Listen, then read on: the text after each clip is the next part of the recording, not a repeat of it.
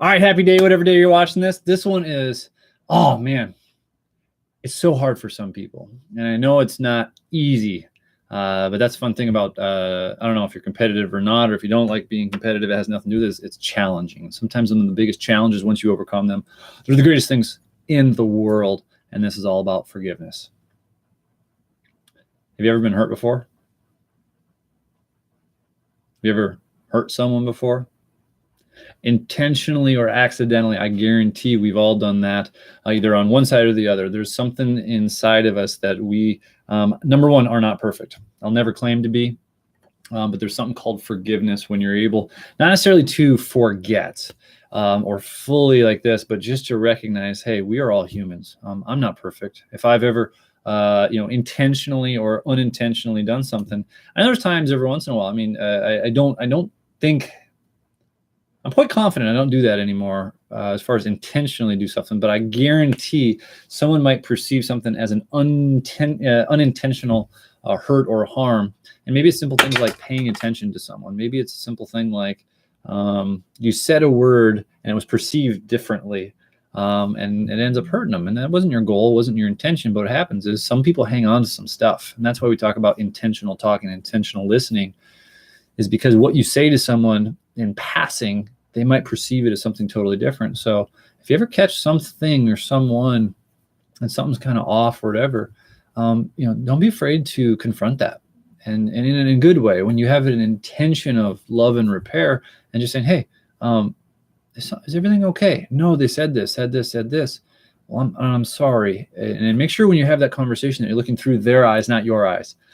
With my wife, I guarantee if you're married or been married long enough, you've had a conversation or there's times where it's been heated. Some people are just yelling, and sometimes there's just a tension. And my wife and I, just from a time where we are under a miscommunication, my first thing what I always want to do is not try to see my point of view. I would go, hang on, how do I see it through her eyes? It's the first thing I try to do. And again, am I going to be perfect? Do we have the absolute perfect marriage? Do we have the perfect family? No one has a perfect one as well, too, but we're always striving to get better. But here's what I do know. At the end of we have such a great communication. If we get to the end of the disagreement, our bond is so tight. Our marriage is tighter. And the big thing is we instantly forgive, at least, so I'm not going to speak for Steph. We're both like that. I just know that based on our communication, we know we both got the best end of the deal.